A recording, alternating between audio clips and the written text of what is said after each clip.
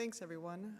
My name is Ann Mahoney. I'm a pulmonologist at Seattle at Virginia Mason Franciscan, and I'm just honored to be here to talk to you about asthma.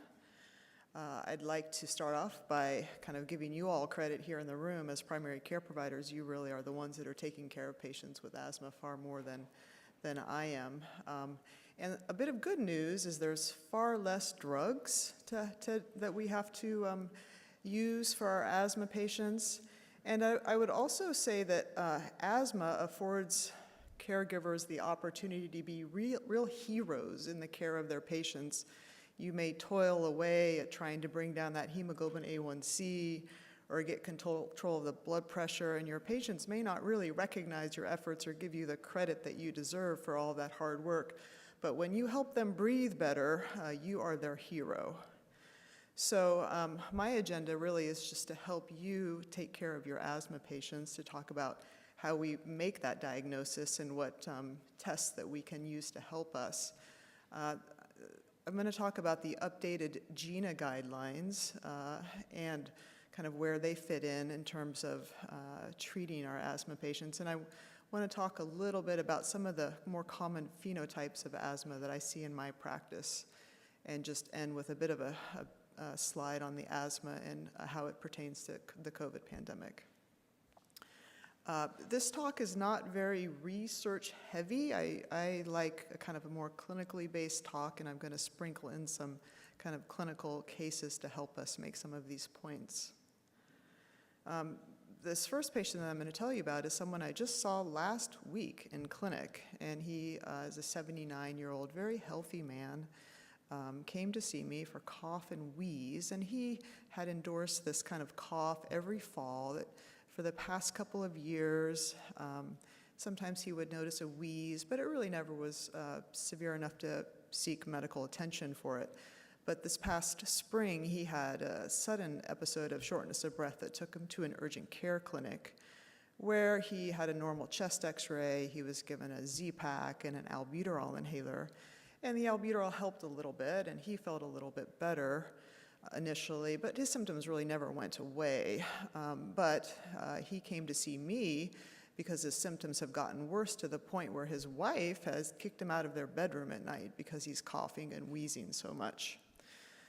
He, as I said, is very healthy. He does take propranolol for an essential tremor. He's stopped using the albuterol, kind of forgot about it really. And when you listen to him, he has bilateral diffuse wheezing on exam. And the only information I had about him was a chest x-ray that was reportedly normal. So I'll just kind of, ask the audience, what's the next test you want to do for this person?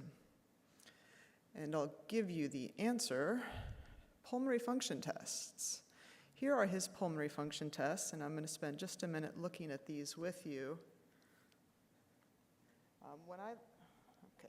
When I look at pulmonary function tests, I first look at the ratio, the FEV1 to FVC ratio, and you can see that his ratio is quite reduced.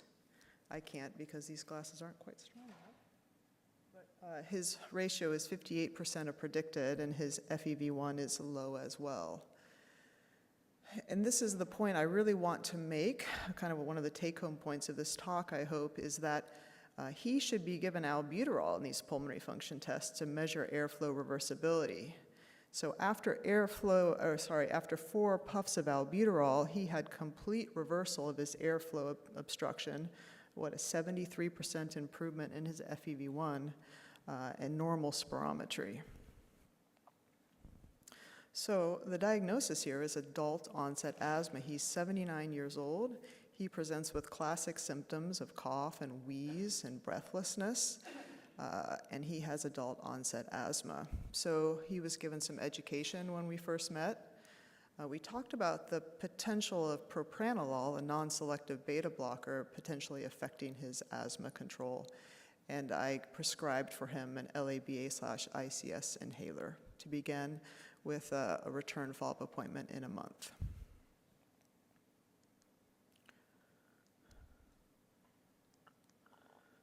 So PFTs are one of the pulmonologist's best friends, and I wanted to spend a minute talking about the testing options that we have in the pulmonary lab. Excuse me, let me go back. You have some fine pulmonary function laboratory here in the Tri-Cities area. So what tests do I order? It depends a little bit on what your question is. If you're trying to understand kind of unexplained breathlessness, you want to order basic spirometry, which is your flow volume curve. If you have a suspicion, if there is airflow obstruction, or if you have a suspicion for asthma or COPD, you want to do bronchodilator assessment. Really, everybody with airflow obstruction should have bronchodilator assessment responsiveness at least on one occasion. Lung volumes are very helpful to measure the total lung capacity and the residual volume, and that kind of helps us suss out things like emphysema. Sometimes with spirometry, you'll see someone with a very reduced forced vital capacity, and you might think that they have perhaps restrictive lung disease or interstitial lung disease. But if you do the lung volumes, you'll find out that they have a tremendous residual volume from all of the air trapping, and that has what's been to decrease their FVC.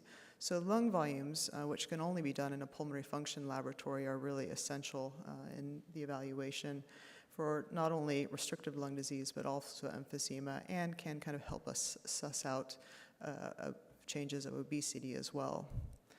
The diffusing capacity is, I described diffusing capacity as really a kind of a surrogate for surface area in the lung for gas exchange. So anything that decreases the surface area for gas exchange is going to decrease the diffusing capacity, whether that be interstitial lung disease or emphysema with destruction of lung tissue. And the diffusing capacity can be useful to discriminate between asthma and emphysema, where asthma should have a normal diffusing capacity, and it's often reduced in emphysematous disease.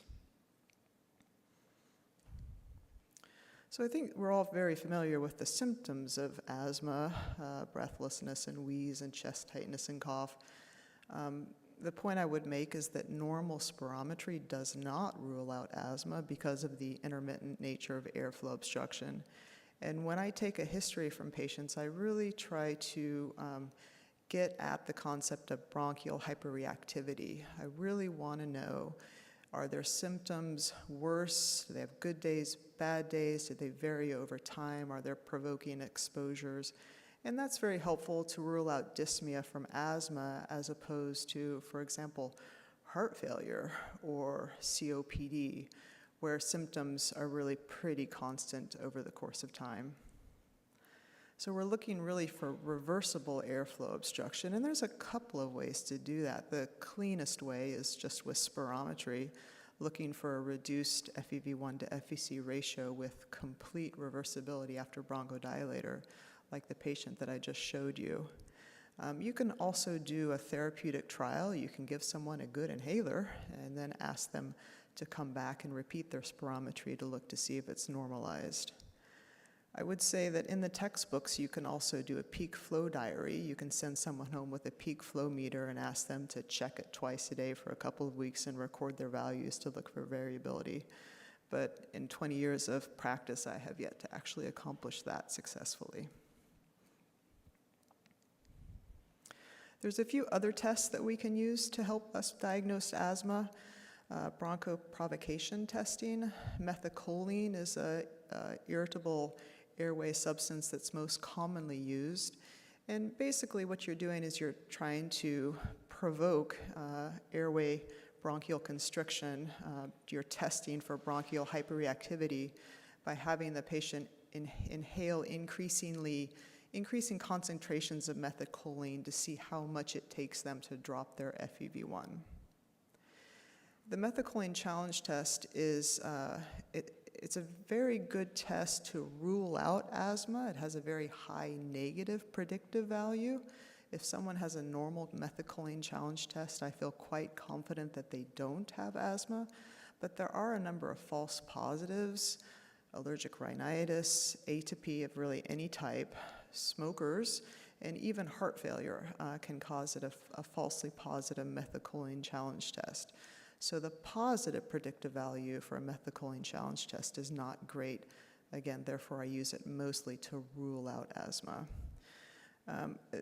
Exhaled nitric oxide is a test that I don't think really has landed yet. It certainly does not fit yet into my practice. Our pulmonary lab is not doing the exhaled nitric oxide.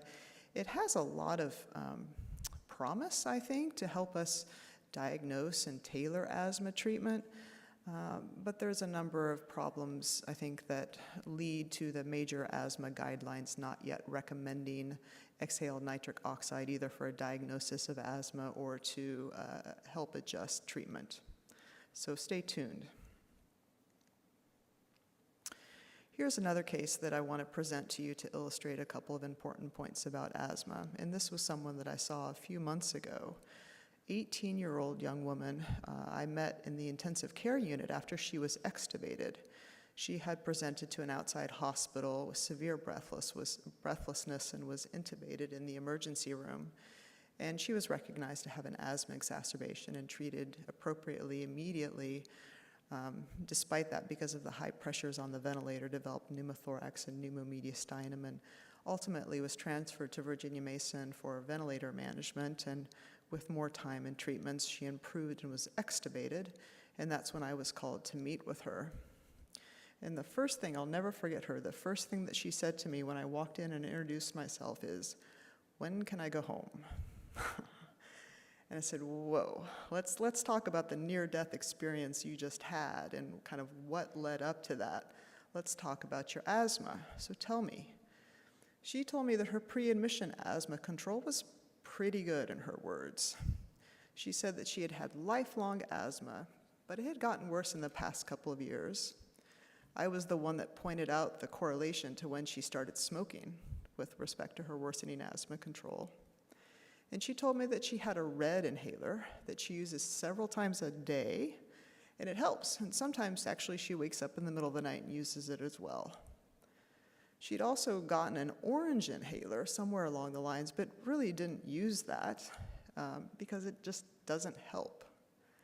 Now, I know that the red inhaler is albuterol, and I'm pretty sure the orange inhaler was fluticasone. She said when that doesn't work, a couple of times a year she goes to her urgent care clinic and she gets an oral prednisone burst and a nebulizer treatment, and that's kind of the way things have been for the last few years.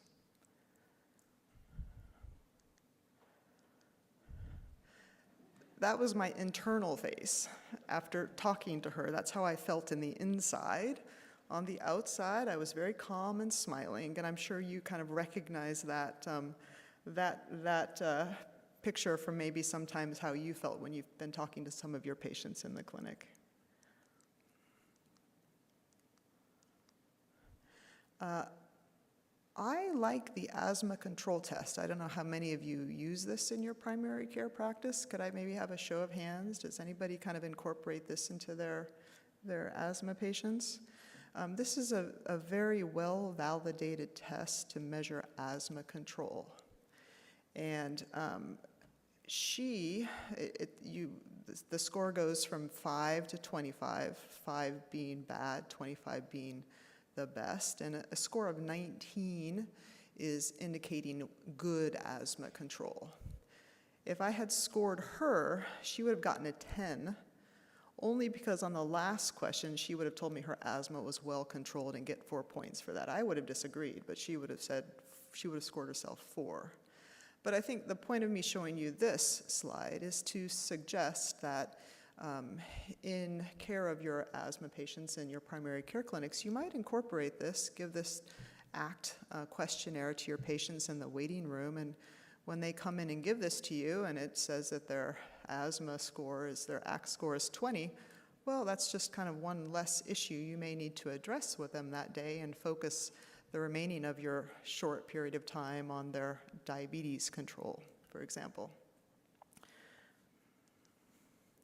I think we as clinicians are more familiar with this kind of step system in asthma control and management.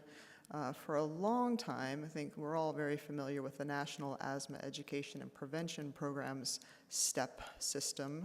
It came out in 2007, and they talk about intermittent asthma as step 1 and mild persistent as step 2. I'm going to focus a lot on the Global Initiative for Asthma Guidelines, or GINA, that came out, well, yearly, but in 2019 there was a big change. And I would suggest that the GINA STEP scores are just kind of a much simpler conceptual way of thinking about asthma. So they get rid of the kind of the mild intermittent versus mild persistent kind of classification and just talk about step 1, step 2 with increasing severity of symptoms, step 3, and step 4 being severely uncontrolled asthma with daytime symptoms more than twice a week, nocturnal awakenings, activity limitation, or an acute exacerbation. So the patient I presented to you in the ICU would clearly have been in step 4. And this helps us think, I'm going to come back to that thought. The 4 essentials for asthma management are a lot of education, and the patient in the ICU needed a lot of education about inhalers. She was using her albuterol inhaler because she got quick relief from it without any understanding that asthma is a disease of airway, chronic airway inflammation, and inhaled corticosteroids are really the cornerstone in control of that. She didn't use her inhaled corticosteroid because it didn't make her feel better, but she had not heard kind of the educational piece of understanding why that was important. Of course, we talked about smoking cessation and thinking about kind of what medicines she needs right now. Clearly, she needed a steroid taper, but I recommended to her to begin using an ICS LABA inhaler as well. And I think that one of the other kind of points I hope that you take away from this talk is kind of the importance of fixed dosing with ICS and beta agonists, kind of going back to this ICU patient. I think that these fixed dosing ICS LABA inhalers are really very important for getting our asthma patients under good control. And then monitoring. I don't use a peak flow monitor, peak flow meter a lot. I did give her one because she needs more education and understanding what her peak flow should be and recognizing when she's in the danger zone. And I also gave her an asthma action plan, which I don't typically do with adult asthma patients. We talk more through it, but I think an asthma action plan is certainly more useful in the pediatric asthma setting. And then, of course, emphasize the importance of outpatient follow-up for her asthma. I want to talk a little bit more about the risks of short SABA-only treatment, as she exemplified so perfectly. There's 20 years or more worth of evidence that shows that regular or frequent use of SABA is associated with adverse effect. They have beta agonist receptor downregulation, decreased bronchoprotection, and kind of a rebound hyperresponsiveness. And there's increased eosinophilic airway inflammation. It's not surprising to see that higher use of SABAs is associated with adverse clinical outcomes. And you could argue that that's because people with more severe asthma are using albuterol more often. And that's probably true, but I think it also goes back to our patient in the ICU that was just using SABAs only. And you may remember the SMART trial in 2006, I think that came out in the New England Journal of Medicine, where there was fear that salmeterol, a long-acting beta agonist, was associated with increased adverse outcome. In fact, that study was stopped prematurely because they saw a signal of increased asthma deaths. But when they went back and looked at that study carefully, the patients that were having adverse outcomes on their salmeterol were not using any inhaled corticosteroids. So again, kind of the importance of fixed dosing, I think, with beta agonists and ICS therapy.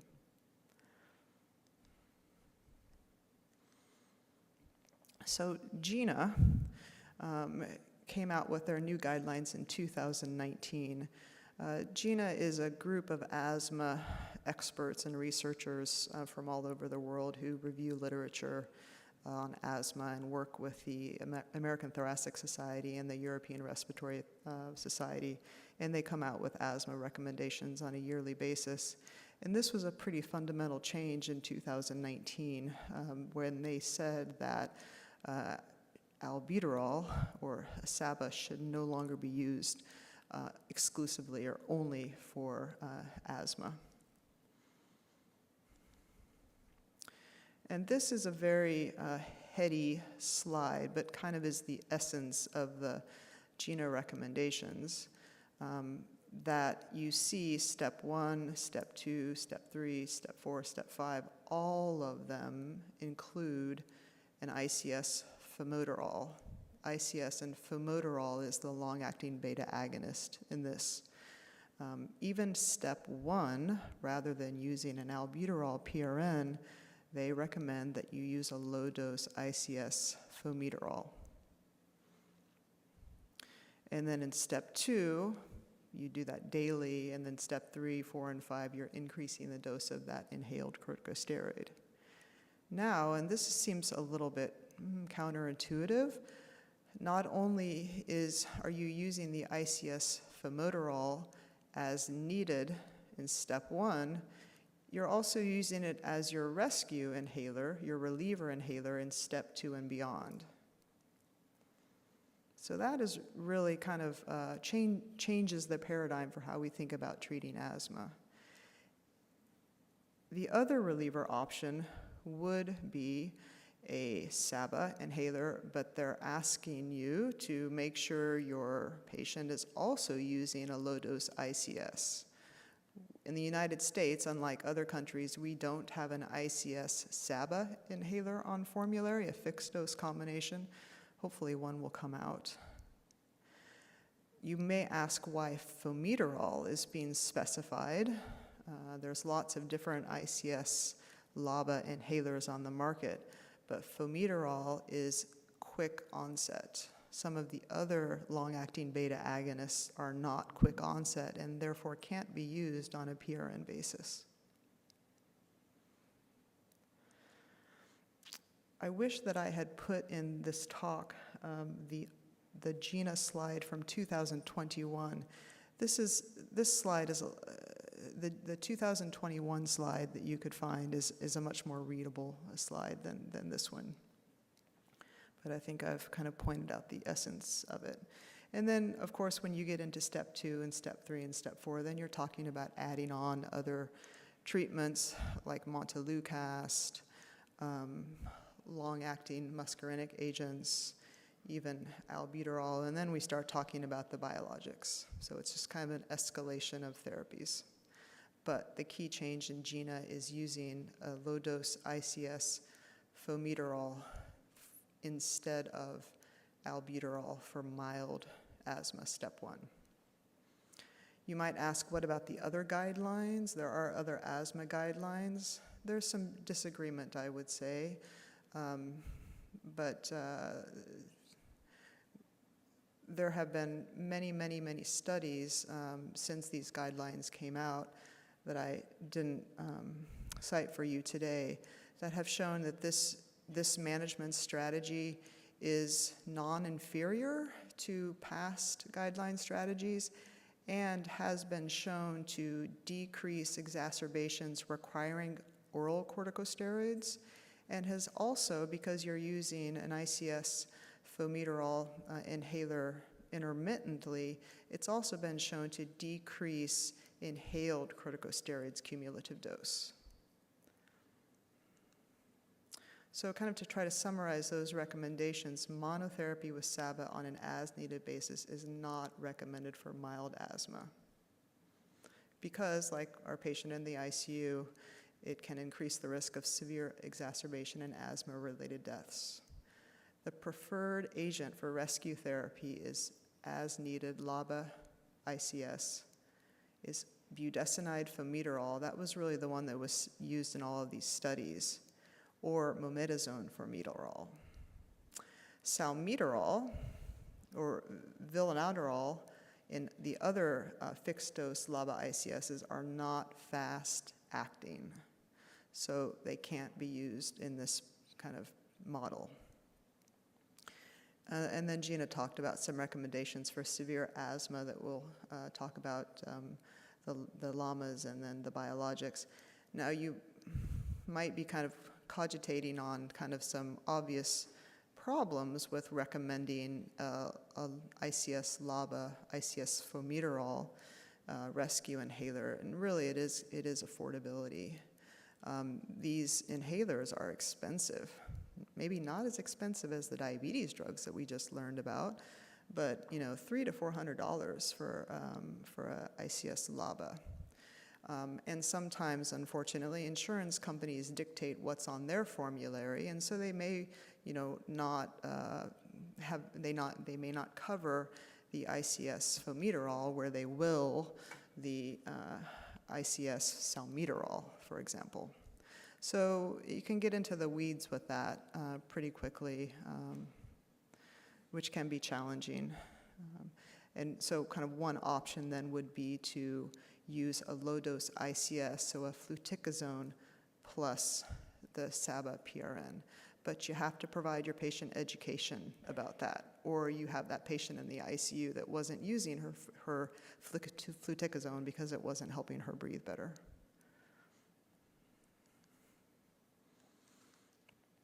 And I just would kind of go back to the 10,000-foot level and just to remind you to really maximize the impact of your prescription. Inhalers are challenging for people to use. It's not as easy as swallowing a pill.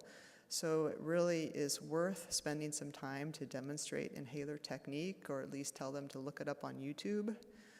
Finding the inhaler that the patient can afford, which is frustrating and challenging, and always give a spacer. It really does increase the drug delivery for a meter dose inhaler by about 10 times more drug into the airway, and it decreases the side effects of dysphonia and thrush on inhaled corticosteroids. So spacers are not just for kids. Everybody who gets an MDI should also get a spacer. What about persistently uncontrolled asthma? Biologics. We've had omalizumab around a while. It's used for allergic asthma with a positive skin test or specific IgE test to perennial allergens. But more recently, we have anti-interleukin agents. Interleukin 4 and 5 are promoters of eosinophil hematopoiesis, and they also kind of promote the airway inflammation and constriction. And so I would say that in the past few years, these medicines have been nothing short of miraculous for some of my patients with severe uncontrolled asthma, patients who were on oral prednisone chronically or having exacerbations in the urgent care ER visit several times a year. And the studies have really shown dramatic effects of reducing exacerbations and oral steroids by about 50%. And there's 3 available in the United States that are given either monthly or every other month. These have really been very impressively effective for many of my patients with very severe asthma. There are no head-to-head studies about which is best. I think that many times patients kind of select for the allergic asthma or the eosinophilic asthma, but there are no really head-to-head studies on which is better.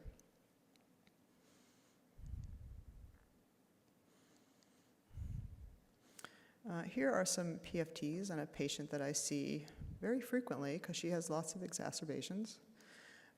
You can see that she has airflow obstruction. Her FEV1 to FVC ratio is reduced, as is her FVC and FEV1. She has improvement following 4 puffs of albuterol. Her FEV1 improves by 22%, but her ratio doesn't normalize. So she's got, I'd say, fixed airflow obstruction, and her diffusing capacity is a little reduced. So asthma or COPD? I would say both. There is a kind of a well-described phenotype of asthma-COPD overlap, where you have persistent airflow limitation with features associated with asthma and COPD. And this is oftentimes seen in, women, higher BMI, age over 40, maybe they have a history of asthma as a child, and they're current smokers. And they have frequent exacerbations and really kind of poor measures of quality of life related to that.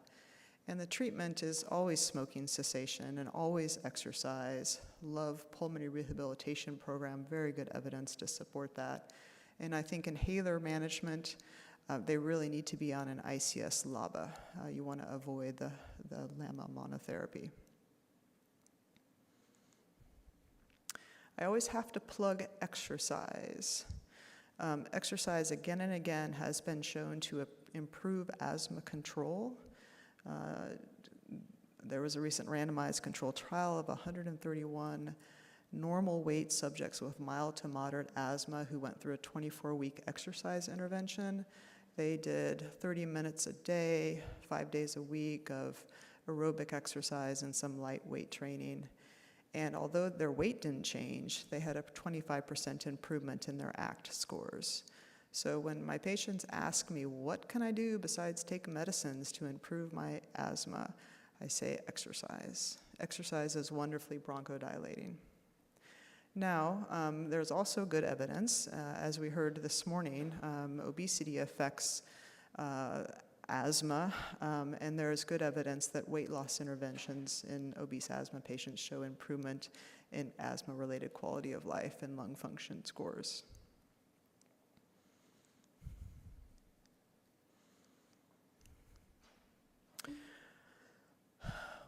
Why can't I control this patient's asthma? Well, I think the first thing to think always about is compliance with inhalers. Do they understand why they're using the inhalers that they have? Are they using them correctly? I am constantly amazed at watching my patients use their asthma inhaler in front of me, how many ways they can not do it correctly. And how surprised I can be on my knowledge of that person and their cognition and just kind of my thoughts, and how they can surprise me with being really bad at using their inhalers. So I think it's very powerful for you to watch someone demonstrate their inhaler technique. And then of course cost always comes up. I have a lot of patients are referred to me by primary care providers, and when I go through their med list, their primary care provider has prescribed all the right medicines, but they're just not taking any because they're that expensive. So that is a big limitation as well. And then of course always there's the question of maybe this isn't asthma, okay?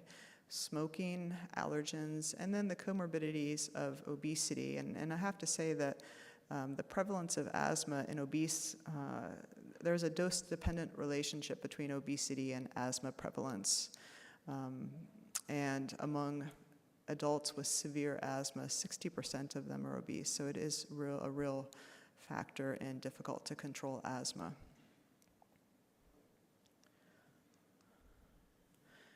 Here is a patient referred to us by a primary care provider for asthma not responding to treatment. 45-year-old never smoker with progressive breathlessness and wheezing and multiple inhalers, bursts of prednisone. None of this was helpful. Why? Well, these are his PFTs. And you can look at his FEV1 to FVC ratio. It's 61%, clearly reduced. His FEV1 is low. There's no improvement after 4 puffs of albuterol. And I want you to pay attention. I want you to look at, see if I can point out his flow volume loop. And usually when you do spirometry, you just get a curve. Forced expiratory volume, a curve. But here we have a loop, an inspiratory limb, which is kind of what's in the negative flow, and then his expiratory, sorry, this pointer. And is not working great. Both of those limbs, inspiratory and expiratory, show flattening. So something is not right. So a CT scan was done because flattening of the inspiratory and expiratory limb is suggestive of central airflow obstruction. And here are some selected cuts from his CT scan. This is at the level of his vocal cords. A little bit lower, we're moving down. And there is this trachea where you can see it's narrowed to, by about 30%. And then post-stricture, it opens up again into a normal-looking trachea. So a diagnosis of idiopathic subglottic stenosis was made. My colleague, interventional bronchoscopist, did a balloon dilatation. And he came back 2 weeks after his bronchoscopy. His spirometry had normalized. There's no airflow obstruction. And look at the kind of the after flow volume curve, flow volume loop with normalization of the flow volume loop. All that wheezes is not asthma is a pretty common saying in pulmonary medicine. Chronic rhinitis can cause people to wheeze, all those upper airway secretions getting into the central airways. Heart failure can cause people to wheeze, which can be difficult to discriminate in our older patients. I showed you that case of central airway obstruction, and this was a patient, very nice woman, who came to see me with symptoms of asthma and wheezing bilaterally every time I saw her. We weren't really making any headway with inhalers. She went to the emergency room one day for chest pain, kind of unrelated, and she had a CT scan which ruled out a PE, but showed some filling deficits in her airways, in her bronchial tubes. So we did a bronchoscopy, and what you are seeing in her airways are peanuts. And she loves peanuts. And she also takes chronic narcotics for her pain and eats peanuts while she's maybe not completely cognizant. And so she aspirated a bunch of peanuts, and I pulled out 4 or 5 of them, and her wheezing went away, and she's off all of her inhalers now. So all that wheezes is not asthma, although, when you hear footsteps, when you hear hoofbeats, think horses, not zebras. Cough variant asthma.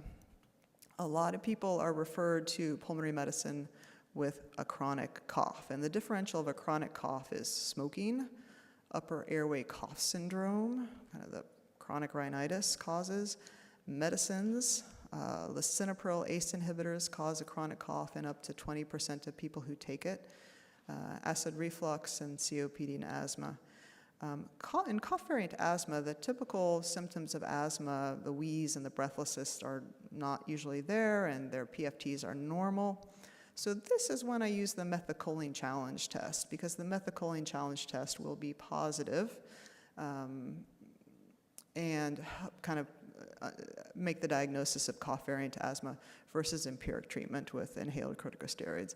And then the treatment follows the same principles for asthma, though there may be an enhanced role for leukotriene inhibitors, i.e. montelukast. And as my first case showed, we do see asthma present in the elderly. Oftentimes it's elderly who had asthma as a child and kind of grew out of it, but have seemed to have grown back into it again. But sometimes it's a de novo presentation of asthma, like that first case. Probably 4 to 8% of elderly adults have asthma, and the symptoms are the same, but it can be very much harder to diagnose.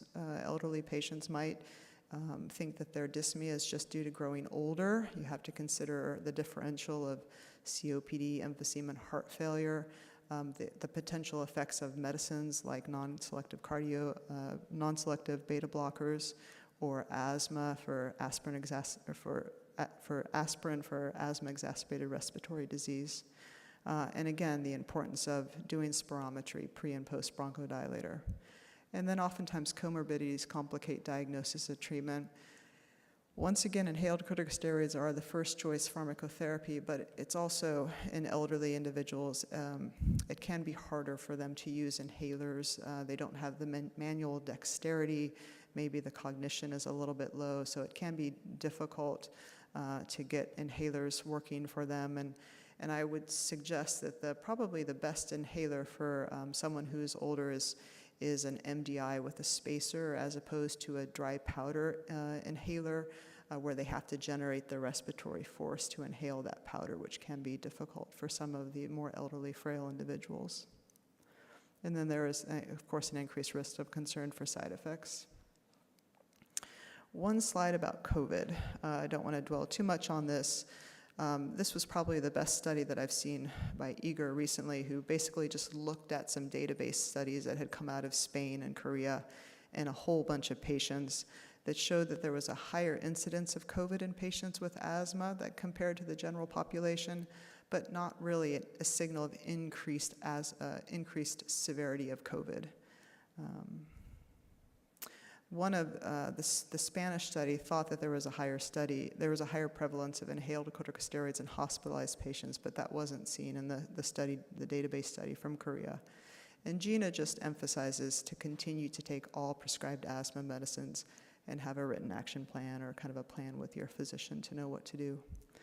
Anecdotally, I would say in the past few months, after we've seen Omicron and its variants kind of rip through us, I am seeing a lot more patients in my clinic having had COVID a few months ago with kind of asthma-like symptoms that are responding to inhalers, whether that's kind of an exacerbation of their pre-existing asthma or kind of a reactive airways disease following their recent COVID infection.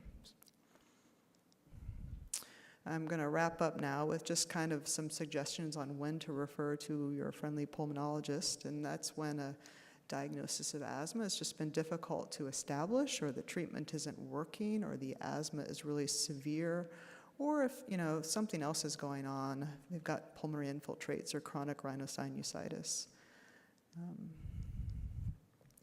In summary, I would hope that I've shared with you that a diagnosis of asthma is based on symptoms and testing as well. Asthma has various presentations and a few mimics. Kind of, I think the new thing in asthma treatment right now is to really emphasize treating with a LABA ICS and trying to get away from the as-needed short-acting beta agonist albuterol for mild asthma. Exercise for everybody and refer when things aren't making sense. Thank you. I'll stop now and happy to take any questions.